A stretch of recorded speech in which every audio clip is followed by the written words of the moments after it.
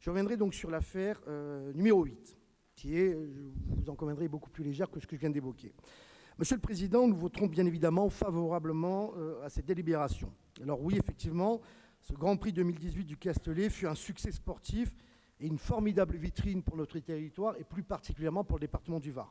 Alors oui, qu'il me soit permis, il est vrai, exceptionnellement, de reconnaître le mérite d'un artisan de ce retour en la personne de votre vice-président délégué, Christian Estrosi. Quand il y a des choses de bien, nous pouvons le dire aussi et nous savons le faire, nous. Toutefois, merci.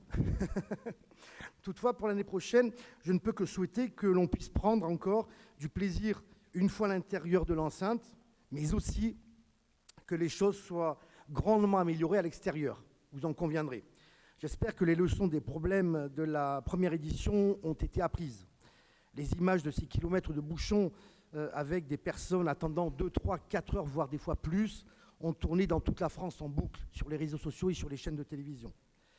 Avec aussi des parkings créés en urgence à la débroussailleuse dans la nuit du samedi au dimanche, des personnes ayant par précaution payé via Internet leur parking 50, 60 euros des fois, ont au final pu se rendre compte qu'il y avait une quasi-anarchie et que tout le monde pouvait se garer comme il voulait.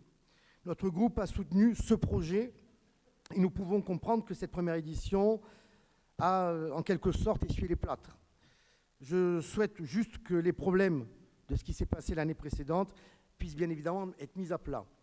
Car le souvenir que l'on garde de ce Grand Prix est différent selon que l'on soit à l'arrière d'un véhicule avec chauffeur et un accès prioritaire ou que l'on soit soi-même dans les bouchons pendant plusieurs heures. Je vous remercie.